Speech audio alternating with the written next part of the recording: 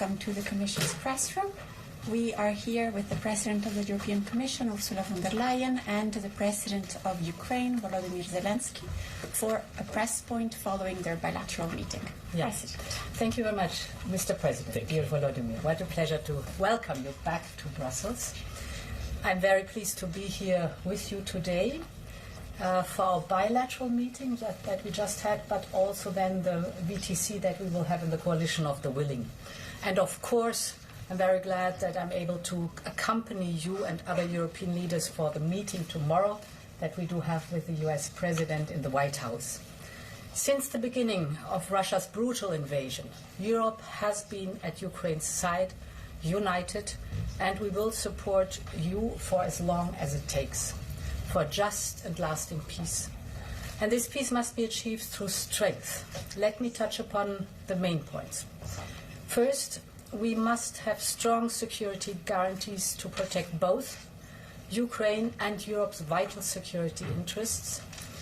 Ukraine must be able to uphold its sovereignty and its territorial integrity. There can be no limitations on Ukrainian armed forces, be it cooperation with or other third countries or assistance from other third countries. No limitations for the Ukrainian armed forces. As I've often said, Ukraine must become a steel porcupine, undigestible for potential invaders. We welcome President Trump's willingness to contribute to Article 5-like security guarantees for Ukraine. And the Coalition of the Willing, including the European Union, is ready to do its share. We know that the work of defending Europe is first and foremost our responsibility. And we've been working hard to speed up and scale up as we increase Europe's defense capability.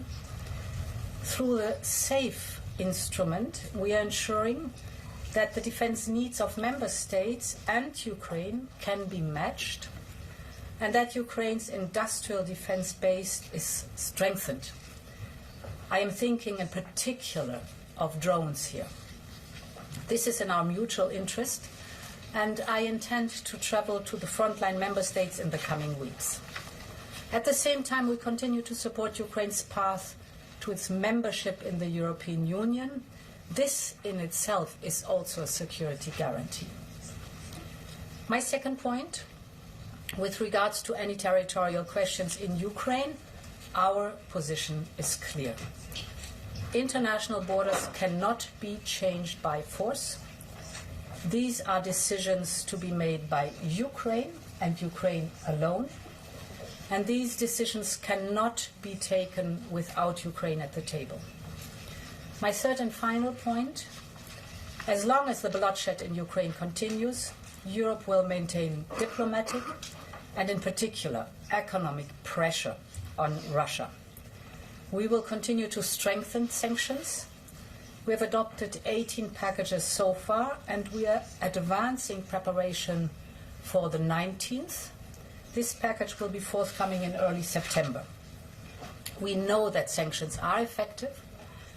We have already put Russia's immobilized assets to work for the benefit of Ukraine, and we will continue to put pressure on Russia's war economy to bring President Putin to the negotiation table.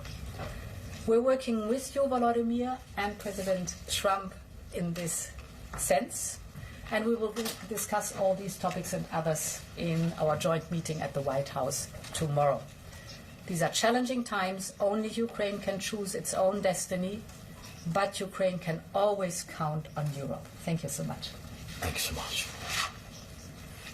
Thank you so much, dear Ursula. Thank you for your support. Thank you for this day. It's very important for all your support from the very beginning of this war. And it's very important that you are with us and that we speak to America and we speak together. And it's important that Washington is with us. And today, in several forums, we are deciding what we are going to discuss in Washington. Dear journalists, it's crucial that Europe is as united now as it was at the very beginning, as it was in 2022, when the full-scale war began. This unity really helps to reach real peace, and it must stay strong. First, we have to stop the killings. Putin has many demands, but we do not know all of them. And if there are really as many as we heard, then it will take time to go through them all. It's impossible to do this under the pressure of weapons. So it's necessary to cease fire and work quickly on a final deal. We'll talk about it in Washington. Putin does not want to stop the killing, but he must do it. Second, we need real negotiations, which means they can start where the front line is now. The contact line is the best line for talking, and Europeans support this. And we thank everyone. Russia is still unsuccessful in Donetsk region. Putin has been unable to take it for 12 years. And the constitution of Ukraine makes it impossible to give up territory or trade land. Since the territorial issue is so important, it should be discussed only by the leaders of Ukraine and Russia at the Trilateral Ukraine, United States, Russia. So far, Russia gives no sign that Trilateral will happen, and if Russia refuses, then new sanctions must follow. This word, it's important that America agrees to work with Europe to provide security guarantees for Ukraine, and we are very thankful to the United States and to the President for such signal, and therefore for everyone in Europe. This is a significant change, but there are no details how it will work and what America's role will be, what Europe's role will be, what the EU can do.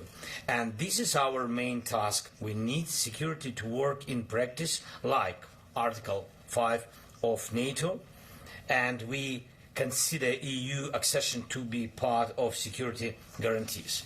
And we have heard from President Trump that America and Putin see it the same way. So we talked about the EU accession negotiations. There can be no division between Ukraine and Moldova. That would simply be a very bad move to my mind, and if such a division takes place, it will automatically mean that Europe is divided on Ukraine, that Europe does not have a common and strong position on guarantees. Many in Europe see that vision will only make things worse. And we talked about defense, and thank you very much, dear Ursula. We agreed to work more actively on programs such as SAFE, and I count on the support with drones. First of all, this is priority. Next, thank you for the 18th package of sanctions. It's important. We need to prepare the 19th package so that Russia sees that we are serious. We understand Russia's strategic direction. It's anti-European, and so we must continue to limit Russia's potential. Finally, we talked about the support of Ukrainian children in schools, and we have a school meal program, and it's an important program that ensures that children from every family in wartime at least receive security and receive a normal hot meal. The school year is coming soon, and I asked Ursula to help us improve this program. It's our children, it's our future, everything for them. Thank you.